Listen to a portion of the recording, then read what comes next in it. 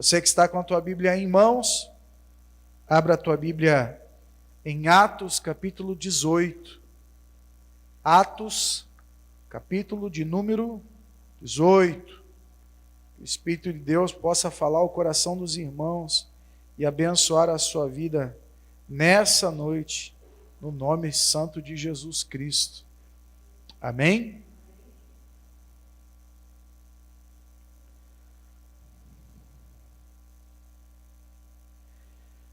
Atos 18, o verso 4, a palavra do Senhor diz assim: todos os sábados, ele debatia na sinagoga e convencia judeus e gregos. Depois que Silas e Timóteo chegaram à Macedônia, Paulo se dedicou exclusivamente à pregação, testemunhando aos judeus que Jesus era o Cristo. Opondo-se eles e lançando maldições, Paulo sacudiu a roupa e lhes disse: caia sobre a cabeça de vocês o seu próprio sangue. Estou livre da minha responsabilidade. De agora em diante, irei para os gentios. Pai, fala conosco, ministra a tua palavra, o teu recado santo e bendito, e traga, Senhor Jesus, aos nossos corações mais o ensinamento da tua palavra.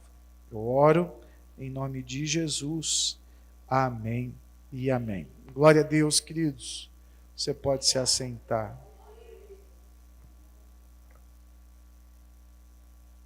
Se você, eu não sei como está na tua Bíblia, mas, por exemplo, capítulo 17, no verso 10, o título diz: em Bereia. Paulo em Bereia. No capítulo 16, você vai ver Paulo em Atenas, e você vai vendo os títulos. Agora, no capítulo 18, Paulo está em Corinto. Então, isso para mostrar para vocês o trabalho missionário, o trabalho apostólico que Paulo estava realizando. Em cada lugar, ele tinha um trabalho. Se você pegar, por exemplo, em Atenas, Paulo tinha que evangelizar e debater com filósofos, com todos os tipos de religiosidade. Você vai ver, por exemplo, Paulo chegando em Atenas e ele ficando bravo, porque a gente vê ali muita idolatria. Você vai ver lá em Bereia, por exemplo, Paulo tendo que ensinar para homens que querem aprender, que querem estudar, que querem conhecer. Você vai ver todo o tipo de gente. Em cada lugar, um comportamento. Em cada lugar, um grupo de pessoas tinha uma disposição. Agora, Paulo está em Corinto. E a palavra do Senhor, no verso 4, como eu disse, ele está todos os sábados na sinagoga debatendo, falando sobre Jesus, sobre o Evangelho. Mas Paulo tinha que sobreviver. Então você vai ver que Paulo, ele passava parte do seu tempo tendo que costurar tendas. Era a sua profissão. Então ele tinha que se preocupar com seu sustento, mas ele também se preocupava com a sua vida ministerial, com o seu propósito. Existem vários momentos da nossa vida que a gente se divide com o sustento da nossa vida, com as responsabilidades profissionais, mas também não deixamos a nossa vocação, porque todos nós nascemos de Deus e todos nós temos o que contar, todos nós temos uma experiência para poder testemunhar. Então não dá para um cristão que já vivenciou uma experiência com Deus não falar de Deus. Uma pessoa que teve uma experiência real com o Evangelho de Jesus Cristo não falar de Jesus Cristo. É incabível. Quem nasceu de Jesus, fala de Jesus. Quem nasceu de Cristo, fala de Cristo. Quem comeu do Evangelho, dá de comer do Evangelho. É simples assim. Mas a palavra do Senhor, no verso 5, já diz assim: Depois que Silas e Timóteo chegaram à Macedônia, Paulo se dedicou exclusivamente à pregação. Isso significa o quê? Que nas igrejas que Paulo ia ministrando, muitas pessoas se convertiam. E você vai ver que muitas mulheres de posse, mulheres influentes, homens influentes, começaram a se converter. E essas pessoas foram responsáveis por sustentar o ministério. Elas começaram a fazer contribuições para que os apóstolos se preocupassem somente com a pregação, com a pregação da palavra de Deus. Então, quando Silas e Timóteo chegam, eles chegam com recursos. Eles chegam com mantimentos financeiros, para que Paulo agora não tivesse que se preocupar somente aos sábados, mas agora podia se dedicar sempre. É bonito isso, não é verdade? É o que vocês fazem comigo. Quando vocês contribuem, quando vocês ofertam e dizimam, vocês estão me proporcionando a me dedicar somente à obra de Deus. Houve um período na minha vida que eu me dedicava à minha vida profissional e à obra do Senhor. Mas teve uma hora que Deus falou assim, agora você precisa estar inteiro. Então eu e a pastora Márcia abrimos mão da nossa vida profissional para estarmos integralmente ao ministério. E aí a tua contribuição sustenta a obra, sustenta o ministério e sustenta teus pastores também. Faz com que a gente possa fazer a obra do Senhor. Por isso a gente se dedica a muitas coisas dentro da obra. Por quê? Porque as contribuições nos abençoam para isso. Eu louvo a Deus, hoje a igreja tem condições de me abençoar com um convênio médico, mas desses 21 anos que eu fiquei aqui no Palmira, que eu estou no Palmira, por exemplo, 16 deles eu nunca tive um convênio médico. Não tinha um plano de previdência, não tinha recurso para poder bancar isso. Hoje, graças a Deus, pelo menos, se eu precisar sair daqui, por exemplo, hoje eu estou com cólica de rim. Passei uma semana sem cólica de rim. E estava vindo para cá, começou a me dar uma crise de cólica de rim. Eu estou aqui com cólica de rim. Se eu precisar sair daqui e ir para o NIPO brasileiro, tomar soro, eu posso ir. Por quê? Porque a igreja cuida de mim. Ela me proporciona a eu poder ir num hospital melhor e poder me tratar. Por quê? Porque você entende isso. Porque você entende que enquanto eu te ajudo com bênçãos espirituais, você me ajuda com bênçãos materiais. Você está entendendo? Então veja, Paulo passa a se dedicar somente à obra do Senhor. E agora ele começa a debater na sinagoga um tempo maior. Mas qual é o grande problema de Paulo agora? É que existe um grupo de pessoas, como diz o texto, opondo-se a ele.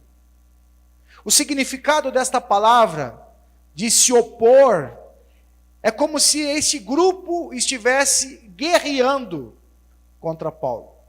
Então, um grupo se juntou para guerrear.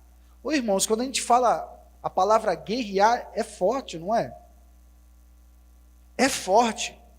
Isso significa que eles não estão só discordando.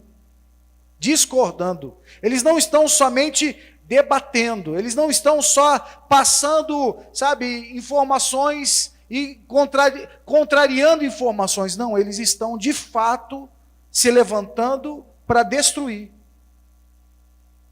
E o texto diz que opondo-se eles e lançando maldições.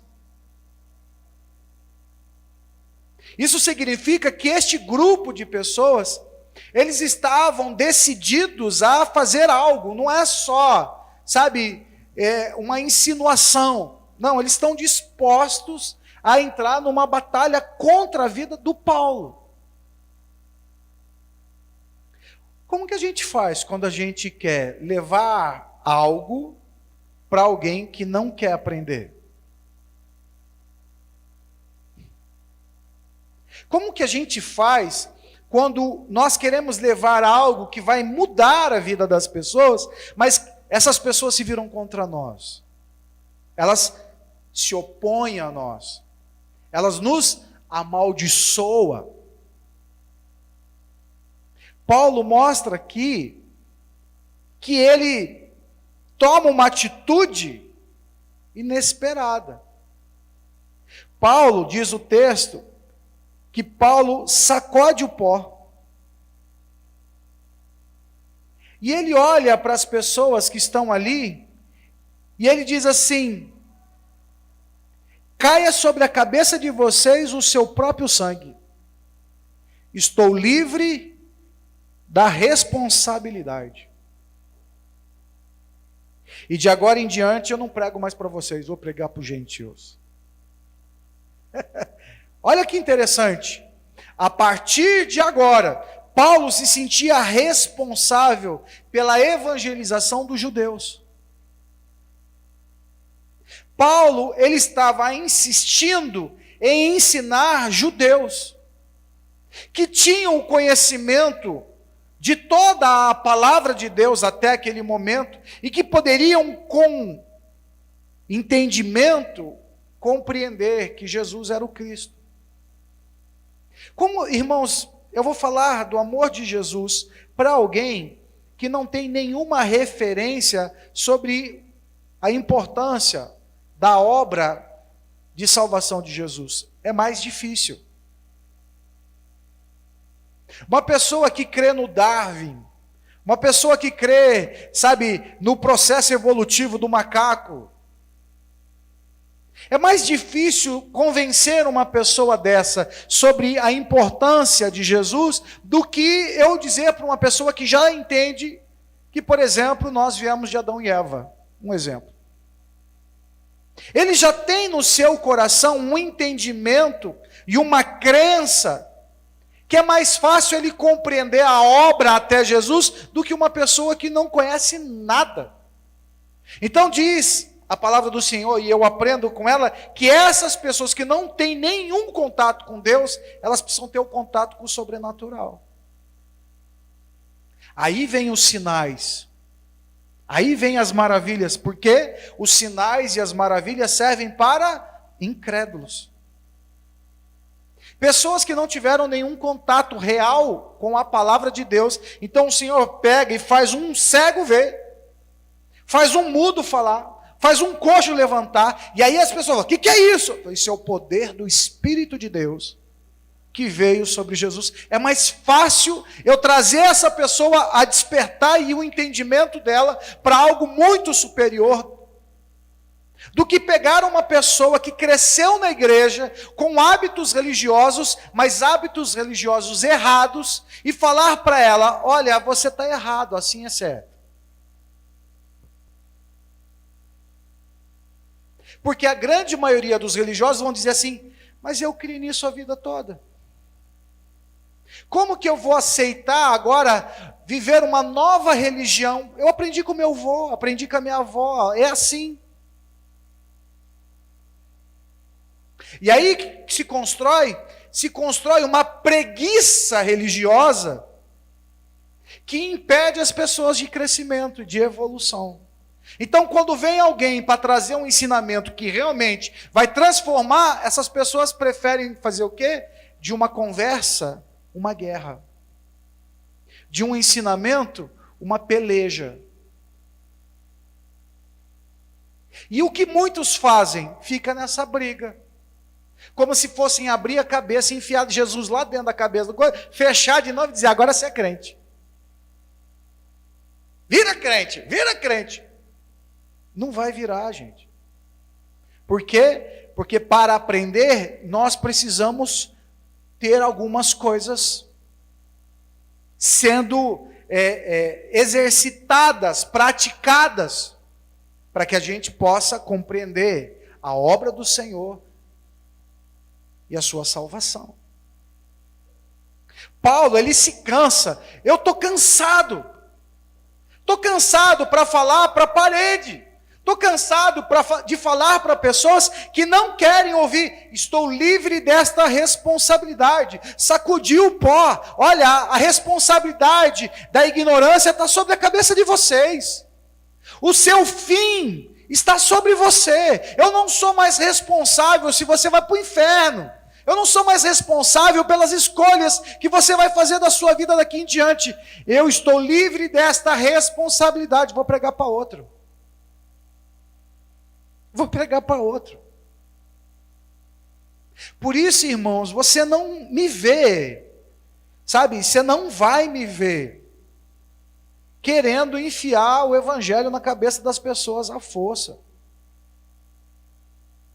Por isso você não vai me ver numa festa, muitas vezes que tem um propósito de um aniversário, uma confraternização, querer parar tudo para poder falar de Jesus. Não, Jesus está em mim.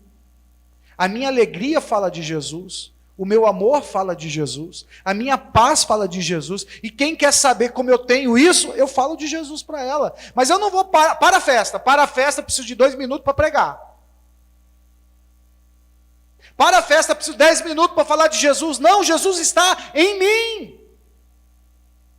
Então, quando eu chego com a minha família, a tendência é que as pessoas olhem e dizem, poxa, mas esse casal é diferente. O que eles têm que eu não tenho? Aí o outro vai dizer, Jesus, estou pregando. Aí eu chego e abraço, considero as pessoas todas como iguais. Eu não sou melhor que elas. Eu não sou superior a elas. Eu trato todas de igual modo. E a pessoa diz assim, pô, mas esse cara é pastor, mas ele é diferente. Por que ele é assim? Por quê? Porque Jesus está, a pregação está sendo dada. Eu não preciso falar. Aí eu sento com um amigo e começo a conversar com um, e aí eu começo a conversar com o outro, e aí ele começa a dizer assim, que time é seu? O meu time é o Corinthians. Ele fala, Corinthians, não ganha mais nada, nem na Bolívia ganha mais nada. Aí a gente fica ouvindo os caras tirando um barato, fala, pois é, que time que é o seu? O meu Palmeiras, pô, você está feliz? Estou muito feliz. Aí ele fala do orgulho do Palmeiras, mas eu estou dando a ele a liberdade de interagir comigo.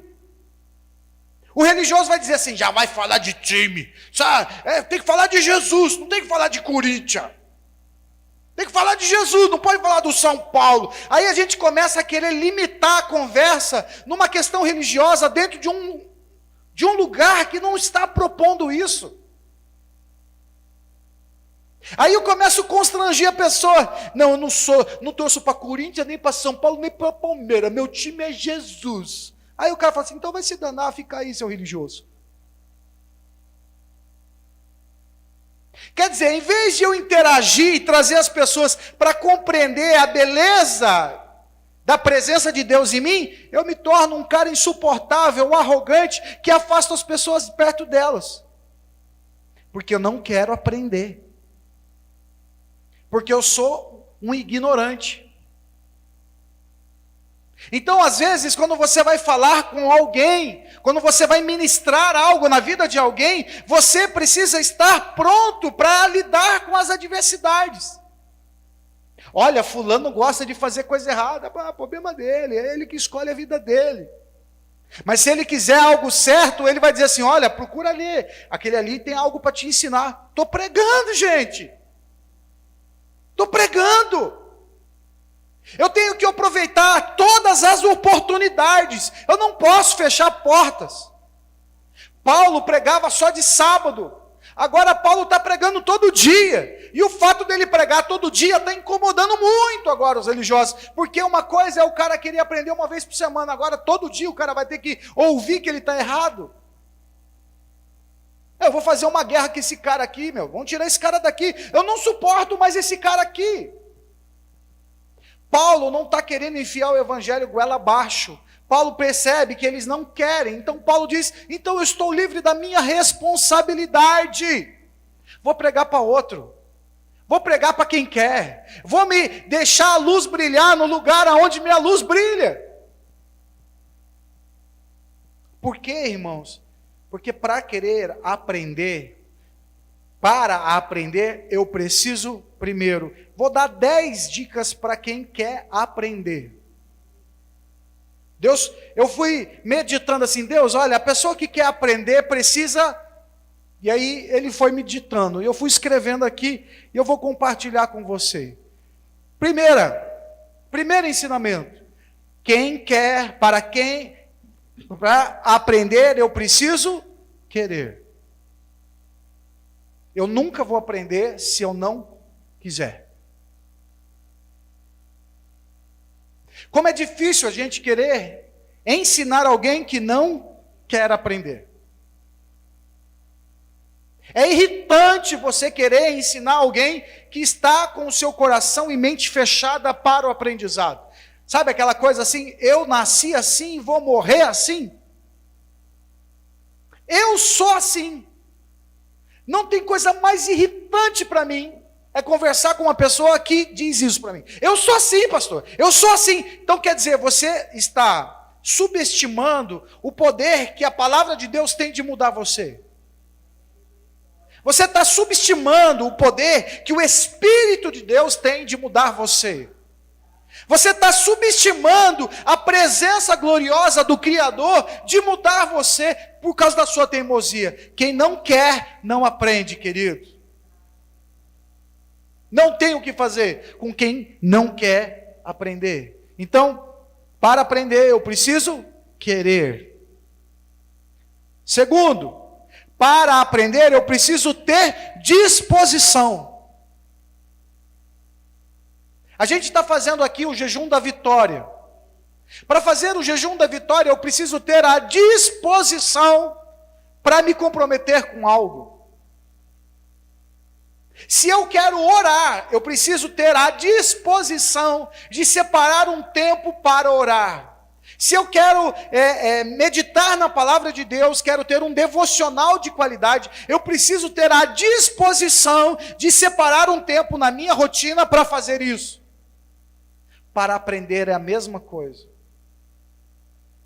Eu preciso ter a disposição.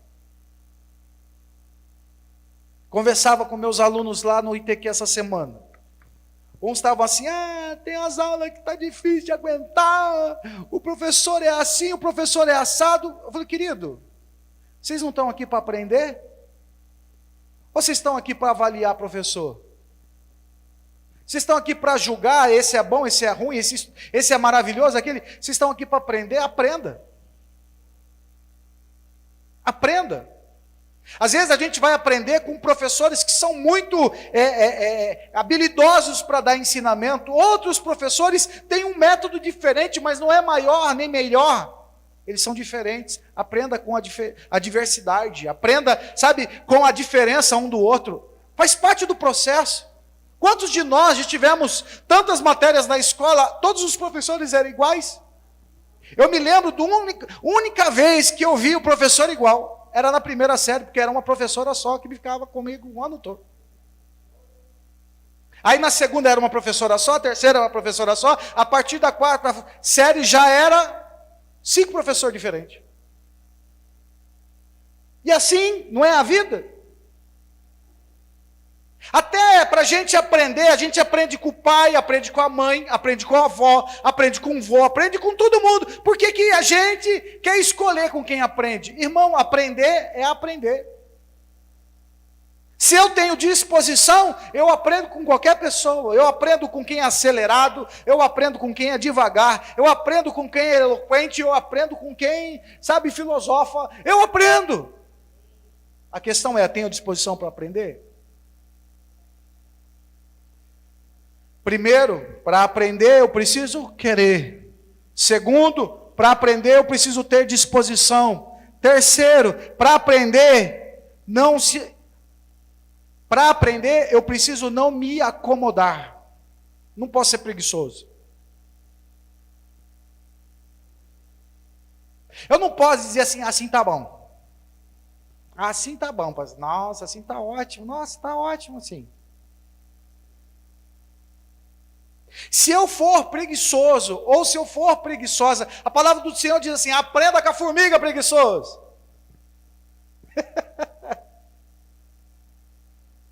A gente precisa, lembra aquele desenho que ficava lá, o bichinho tocando lá, como que era, o grilo, a cigarra, ficava tocando lá, e as formiguinhas trabalhando. Aí quando chegava o inverno, tava lá a cigarra, e as formiguinhas tudo fazendo festa na casinha quentinha.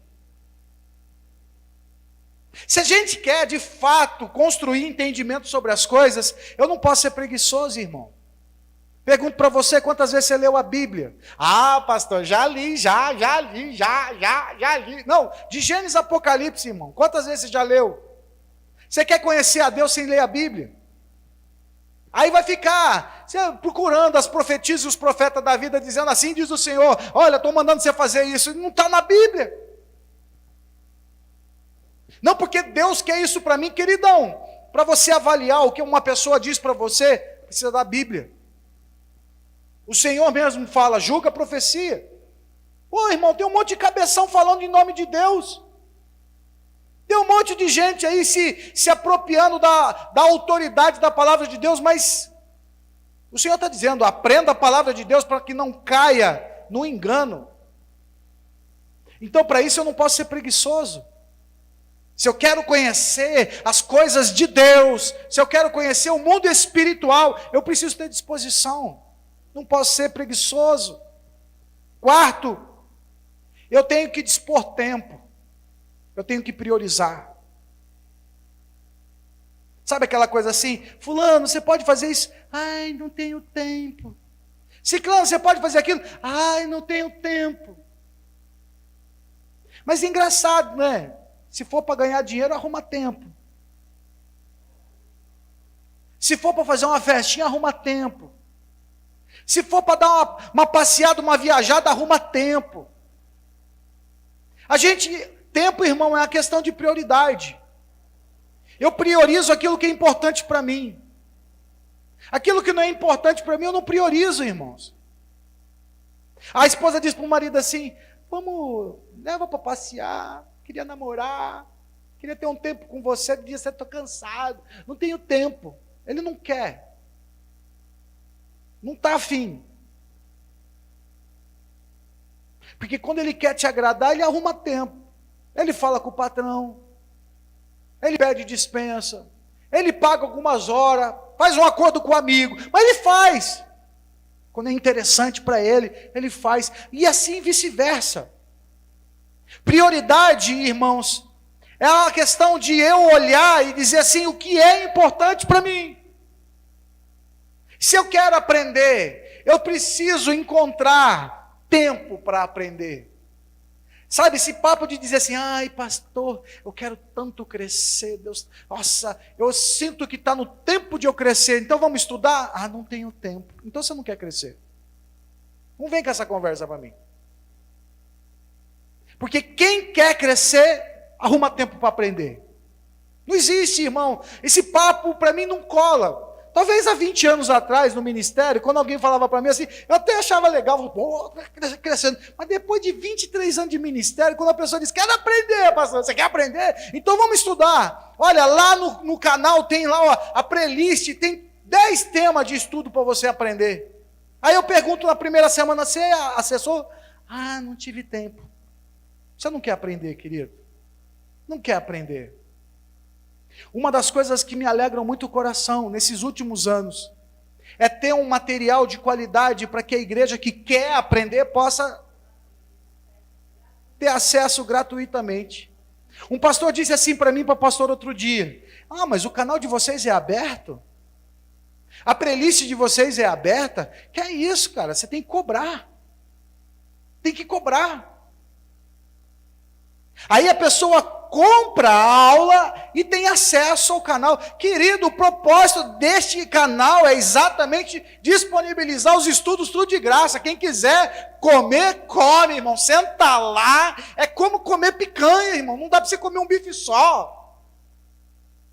Você senta lá e vai quando você vê foi outro. E quando você termina o dia, você comeu a peça inteira e não consegue nem respirar. Quem quer comer, come. Não tem desculpa. Para aprender, eu preciso estar aberto para o confronto.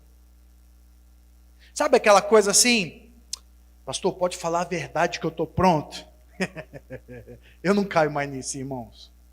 Não caio mais nisso. Ah, você está pronto para a verdade? Tá, então, beleza. Deus, como que eu falo para ele, tirando 90% daquilo que eu tenho que falar para ele? Deus, como eu tenho que falar para ela, tirando 95%? Porque essa não dá nem para passar 10%, tem que ser só 5%. Aí você conta 5, a pessoa já fala assim, nossa, pastor, é desse jeito. Eu falei, vixe, se eu tivesse contado mais 5%. Ô irmãos, às vezes, eu fico pensando se essa cólica de rim não é porque eu fico acumulando um monte de coisa dentro de mim, eu fico pensando assim, acho que eu estou acumulando, está travando todos os canais. Sério. Como a pastora me pegar a sapa, bem, você precisa sair, vamos pegar a moto, vamos dar uma volta. Aí me leva para no jardim japonês para eu ficar lá bem. Por quê, irmãos? Porque as pessoas falam que é verdade, mas elas não querem a verdade, porque elas não querem ser confrontadas. Diz para mim aí, pastor, o que eu preciso fazer? Querido, você quer saber mesmo o que você precisa fazer? Então eu vou confrontar você, irmão. Você não vai conseguir nem respirar depois que eu falar. O próprio Paulo diz assim, tem coisas que me foram reveladas que são infaláveis. Eu não posso falar, vocês não suportariam a verdade do que eu tenho para falar. É interessante que Deus leva ele para contar o sofrimento dele de 3 anos. Olha, 3 anos com Deus, 3 anos Deus falando com ele. Você vai sofrer por isso, por isso, por isso, por isso, por isso, por isso, por isso. Quem quer aprender está pronto para o confronto. Está aberto para ser confrontado. Quem quer aprender não está só aberto para ser confrontado, mas testa o aprendizado. Ô irmãos, Deus me ensina isso, eu vou pôr em prática, eu preciso testar. Eu preciso testar. Como que funciona isso na prática? A palavra do Senhor diz que eu devo amar a minha esposa como Cristo amou a igreja. Poxa, eu vou praticar, vou amar minha esposa.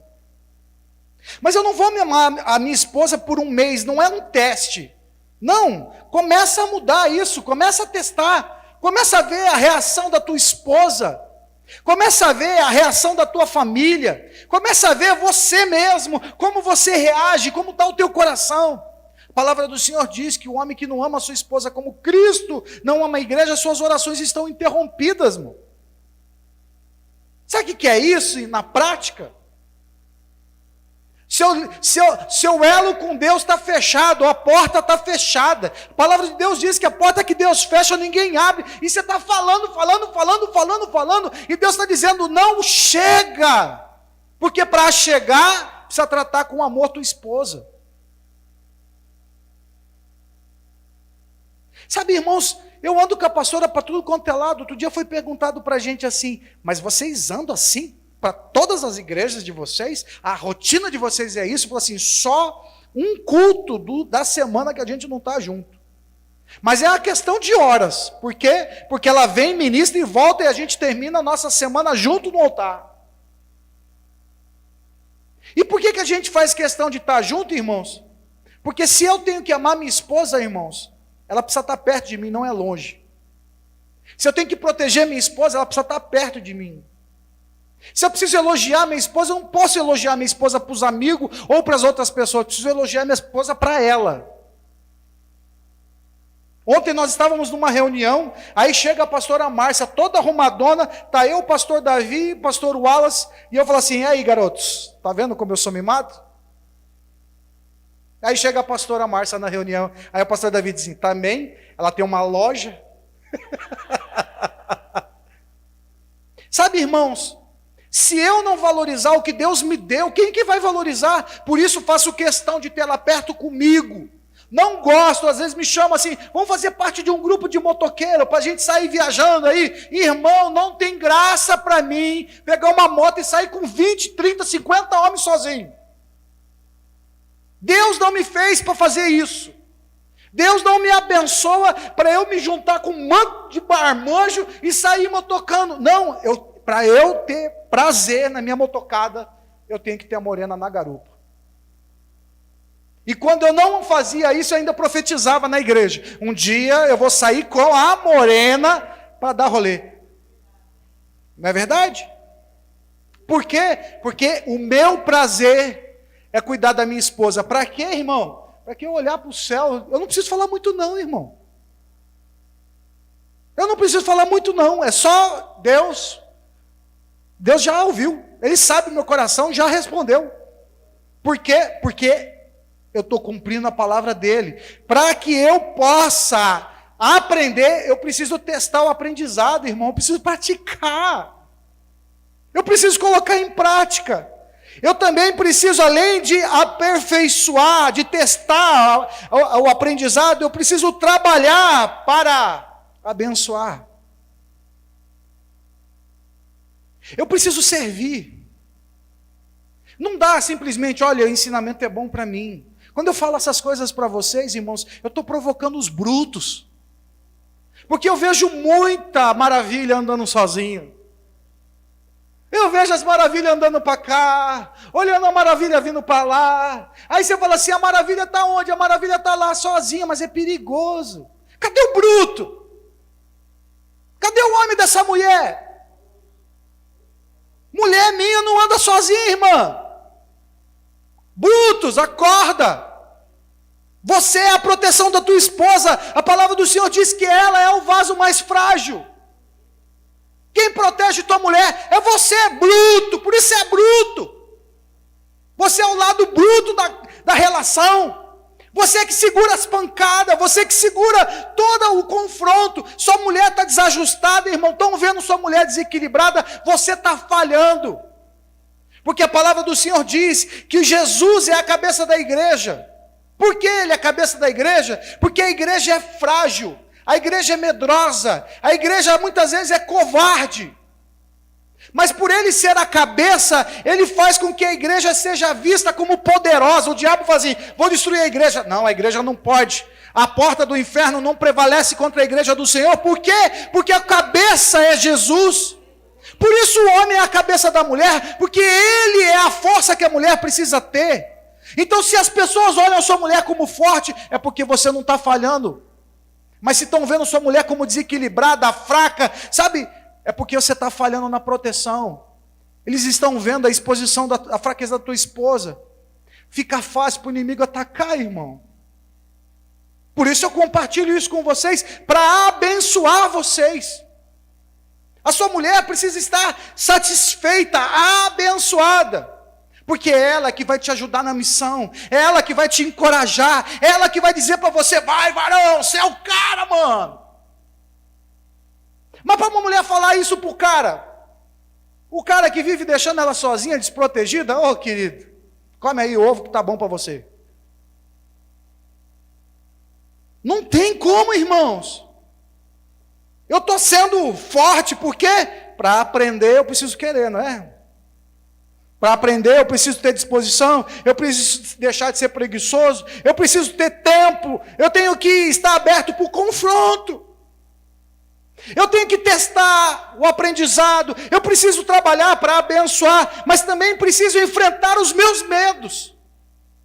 Sabe quantas vezes, nesses 25 anos de casado com a pastora Márcia, eu ouvi as pessoas dizendo assim, vai trouxa, faz tudo para tua mulher aí, depois você vai ganhar um par de chifre, a tua mulher vai te dar um pé no traseiro, vai arrumar outro, e você não vai fazer nada na sua vida. Sabe quantas vezes eu já ouvi isso? Sabe quantas vezes eu lido com homens inseguros que acham assim que eu não tenho que fazer nada pela minha mulher, porque na hora que ela tiver alguma coisa, ela me larga? Ô irmão, se eu tiver que preocupar com isso,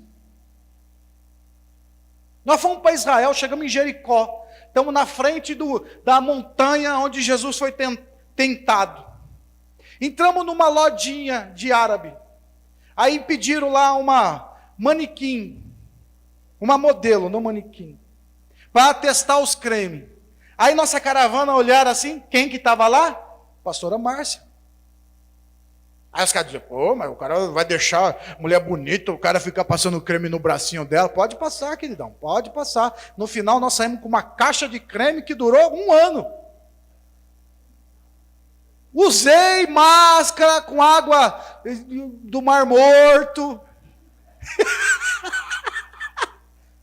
Ô irmão, se eu tiver com um pensamento em relação à minha esposa de ciúmes, é porque eu estou chamando minha esposa do quê? Se eu acho que minha esposa está me traindo, eu estou comparando a minha esposa com uma meretriz. É um desrespeito. Se eu olho para o meu marido e desconfio do meu marido, eu estou simplesmente tratando ele como um homem qualquer. Eu tenho que ter pelo menos a dignidade de assumir que eu tenho algum problema e eu preciso tratar, para pelo menos tratar com dignidade, com respeito. Porque se minha mulher é uma mulher de Deus, e ela ficar sabendo que eu estou achando que ela está aí, é uma ofensa, é um desrespeito. Então, para aprender, eu preciso enfrentar meus medos.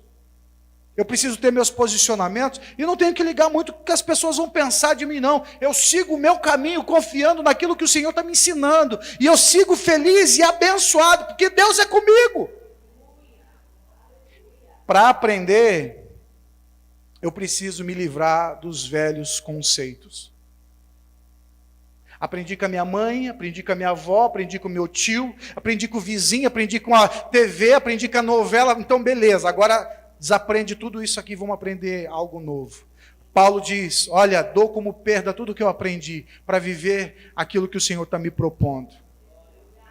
Quer viver algo novo, irmão? Está pronto para se despir do velho?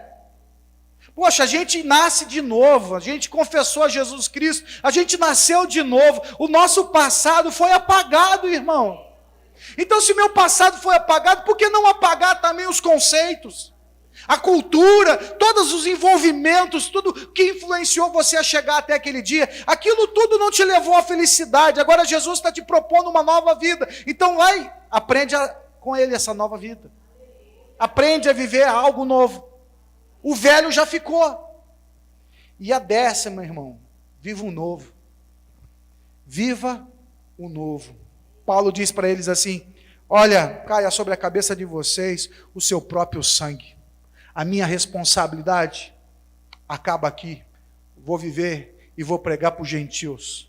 Eu vou viver o novo, irmão. Vou ficar pregando para gente que não quer aprender. Eu não vou ficar aqui falando para gente que não quer aprender. Eu vou viver para viver o novo. Deus, olha, fiz o que tinha que fazer. Esses judeus não querem nada com nada. Então eu vou pregar para os gentios. Glória a Deus, nós estamos aqui. Glória a Deus, glória a Deus. Aleluia. Ô judeu, cabeça dura, a bênção que era para você, hoje ela é minha. Glória a Deus. Sabe, irmãos, entenda isso. Aquela pessoa que não quer crescer, não quer aprender, deixa ela lá. Deixa ela viver a ignorância dela. Segue o teu caminho, viva a vida nova.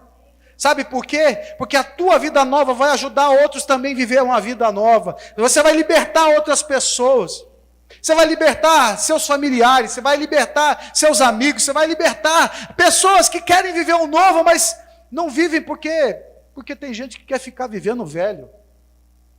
Eu não quero com isso, irmão, você chegar na tua casa hoje, meter o pé na porta e dizer para o marido assim, vai embora de casa que eu quero viver o novo. Não, eu estou falando para você, irmãos, que tem muito ensinamento para a gente aprender. E quando a gente tem muito ensinamento para aprender, tem muita coisa que a gente está fazendo de errado. Porque eu só aprendo o que eu não sei. E se eu não sei, estou fazendo errado. Então eu abro o meu coração para aprender. Ah, eu não sei, pastor. Você não sabe, então aprende.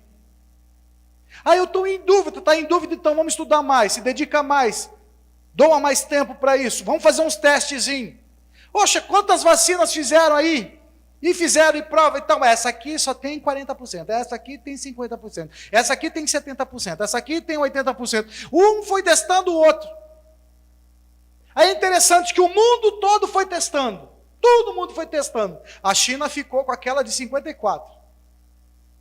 Agora lá na China tem uma variante e que ninguém fala na televisão, mas que o índice de contaminação é um dos maiores que já teve. Um dos maiores que já teve. Cadê os cientistas chineses? Que foram os primeiros a descobrir isso e que não se prepararam para poder apresentar algo de qualidade para o seu povo. Não aprendeu, não? Irmãos, às vezes a gente padece porque a gente é preguiçoso, a gente é acomodado, a gente não quer crescer. Se Deus tem propósitos para nós, então abra teu entendimento e aprenda. Por quê, irmão? Porque chega uma hora que Deus vai falar assim, para de ensinar para isso aí, vai ensinar para quem quer. Vai, gasta seu tempo com quem quer aprender. Hoje parece forte a mensagem, mas é uma bênção. Não fica assustado. Não fica assustado. Mas o propósito é tirar você da inércia. Olha, tirar da inércia. Você precisa começar a entender isso. A minha vida, irmãos, vocês, grande parte de vocês, estão acompanhando a minha vida, a minha história, a minha evolução familiar, a minha evolução ministerial. Vocês estão me vendo crescer, envelhecer, amadurecer, a aprender há 21 anos. O cara que está aqui hoje não é mais o mesmo cara de 21 anos atrás. Eu me lembro que quando Deus me trazia palavras fortes, eu não fazia nem filtro, é de Deus do jeito que vinha, saía. Eu machucava o coração das pessoas. Eu tinha convicção, é de Deus isso aqui, então é de Deus. Mas o tempo fez eu entender que as coisas precisam ser preparadas. Que aquilo que Deus revela, Ele revela muitas vezes para a gente trabalhar para que as pessoas cresçam. E não são revelações para a gente chegar simplesmente e jogar. O tempo foi me ensinando a olhar para vocês e entender que alguns têm maturidade para absorver, outros não têm. Então, como eu tenho que falar para muitos, eu tenho que aprender a dosar a forma como eu vou falar, equilibrar a forma como eu vou falar, para que todos possam de igual modo absorver. E em vez de me matar, em vez de se opor a mim, virar guerra, possa crescer. Então eu cresci, irmãos. Assim, quando a gente vê a palavra do Senhor lá em Isaías, alguns dizem assim, não, o Isaías do início não é o Isaías do fim. Por quê? Porque a forma como ele falava no início do livro é diferente da forma como ele falava no final do livro. Isaías cresceu, Isaías envelheceu. Assim como a gente vê o Moisés do início, a gente vê o Moisés do fim. Assim como a gente vê o filho do trovão, o apóstolo João, se tornar o apóstolo do amor. Todos crescem, todos se desenvolvem. Mas para que esse processo seja feito, nós precisamos estar abertos para aprender. E se a gente fecha o nosso coração para aprendizado, Deus vai pegar a porção que é nossa e vai dar para outro. Então, irmão, que nessa noite, a tua porção seja para você. A tua porção seja para você. O meu tempo vago, irmãos, eu tenho que dar o meu tempo vago de qualidade para minha esposa, para minha filha. Daqui a pouco minha filha está aí, dando área. Vai me sobrar o quê? O que eu tenho de melhor. Oi. Essa sensacional, hein? Depositei 1 milhão, hein? Vocês entendem? Mas quando eu amo minha esposa, o amor que eu demonstro para com ela influencia vocês também. Influencia vocês também. Pastora não casou com um cara perfeito, irmãos. Assim como eu não casei com uma mulher perfeita. Mas nós estamos nos aperfeiçoando juntos. Porque estamos dando a oportunidade desse aprendizado. A pastora, por exemplo, já está quase corintiana. É uma questão assim de mais um tempinho. Uns 25 anos talvez. Sabe, irmãos, eu não tento mudar ela, não. Eu tento mudar a mim. Eu tento fazer com que eu seja melhor para ela. Porque se eu ficar querendo mudar ela, ela vai querer me matar. Porque em vez de eu estar vendo os meus defeitos, eu vou estar querendo apontar os dela. Eu preciso entender que numa relação, seja com filho, seja com cônjuge, a gente trabalha para fazer o outro feliz. Enquanto eu entender isso, enquanto o outro entender isso, a gente vai conseguir aprender. E aí a palavra de Deus vai ter eficácia real na sua vida. Que nessa noite, essa mensagem possa entrar no teu coração. Eu te dei 10 motivos para você aprender. 10 motivos que você precisa praticar. Posso dizer para você que esses 10 motivos seriam 10 fundamentos para um bom aprendizado.